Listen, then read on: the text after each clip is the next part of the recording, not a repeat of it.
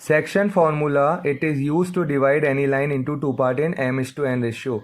रेखा को m/n के अनुपात में दो भागों में बांटने के लिए हम सेक्शन फॉर्मूला यानी खंड सूत्र का यूज लेते हैं।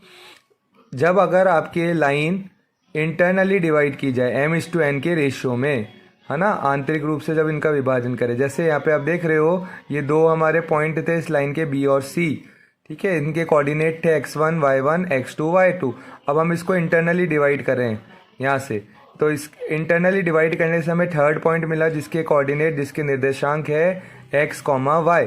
तो इसके लिए सेक्शन फॉर्मूला बन जाएगा, हमें a की वैल्यू निकालनी है, a x, y। तो यहाँ पे आपके ये x की वैल्यू है जो फर्स्ट नंबर पे लिखी है और ये y की वैल्यू।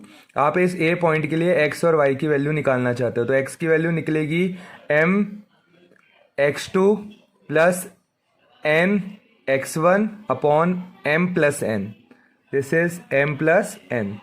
y की वैल्यू निकालना चाहते हो तो m y2 plus n y1 upon m plus n। ये जब आप इंटरनली डिवाइड कर रहे हो।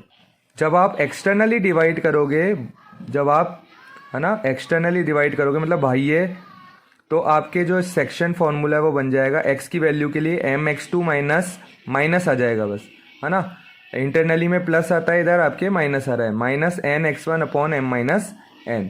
यहाँ m y2 minus n y1 m minus n।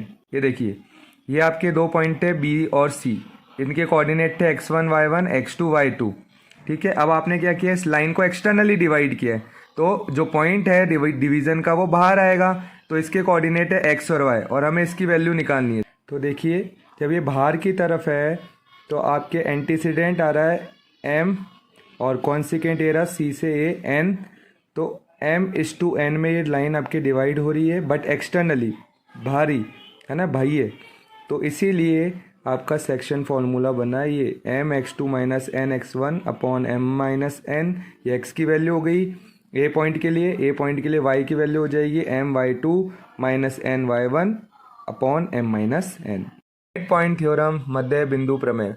This formula use to find the coordinate at which line is divided into two half. रेखा जिस निर्देशांक पर दो बराबर हिस्सों में बंटी है उसे ज्ञात करने के लिए हम मध्य बिंदु प्रमेय यानी मिड पॉइंट थ्योरम या फॉर्मूले का यूज लेते हैं। m वो पॉइंट जिसमें आपके लाइन टू इक्वल पार्ट्स में डिवाइड हो रही है, that point which divide the line into two equal point. अब इसे a बोल दीजिए, है ना। अब क्या हो रहा है, m/n, ये जो एंटीसीडेंट है कॉन्सिक्वेंट है बराबर है 1:1, ठीक है, ये दोनों क्या है 1:1, ये भी 1 ये भी 1, एंटीसीडेंट कॉन्सिक्वेंट पूर्व पद अनुपद दोनों बराबर हैं। तो आपके x और y की वैल्यू हो जाएगी, इधर आप फॉर्मूले में, इसी फॉर्मूले में आप m की जगह 1 रख दीजिए, n की जगह 1 रख दीजिए। तो देखिए x2 इंटू 1 x2 हो गया, x1 इंटू n x1 हो गया, तो x1 plus x2 upon 1 plus 1 2। ऐसे ही y1 प्लस y2 अपॉन 2, ये y की वैल्यू हो गई। जब आप इक्वल हाफ में डिवाइड कर रहे हो लाइन को, तो आपका जो सेक्शन फॉर्मूला है वो इस तरह से बन जाएगा और इसी को हम क्या बोलेंगे, मिड पॉइंट फॉर्मूला। अब बात करते हैं जो हमारे जो परपेंडिकुलर लाइंस थी दो, x और y, ठीक है, जिसे हम वर्टिकल एक्सेस ऊर्ध्वाधर अक्ष और क्षैतिज अक्ष यानी हॉरिजॉन्टल एक्सेस भी कहते हैं। तो ये जब दोनों लाइनें जिस पॉइंट पे इंटरसेक्ट करती है, प्रतिच्छेद करती है, उस पॉइंट को, उस कोऑर्डिनेट को हम ओरिजिन मूल बिंदु कहते हैं। और इधर इस कोऑर्डिनेट में x और y की वैल्यू 0 0 है। पहले हम x कोऑर्डिनेट को लिखते हैं देन y को। ये जो आपके दोनों लाइनें हैं, इस प्लेन को, इस तल को चार हिस्सों में, चार बराबर पार्ट्स में डिवाइड करिए, जिसे हम क्वाड्रेंट बोलते हैं, चतुर्थांश कहते हैं। First quadrant, second, third and fourth. First quadrant में x और y दोनों की वैल्यू पॉजिटिव होती है, बिकॉज ये दोनों बेसिकली एक नंबर लाइन है। जीरो के राइट साइड में पॉजिटिव एक्स एक्सेस, लेफ्ट में नेगेटिव एक्सेस।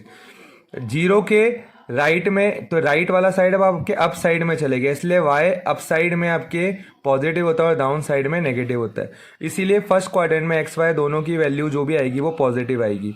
सेकेंड क्वाड्रेंट में x की नेगेटिव, y की पॉजिटिव। थर्ड में दोनों नेगेटिव वैल्यू आएंगी। फोर्थ क्वाड्रेंट में एक प्लस एक माइनस आएगी, ठीक है।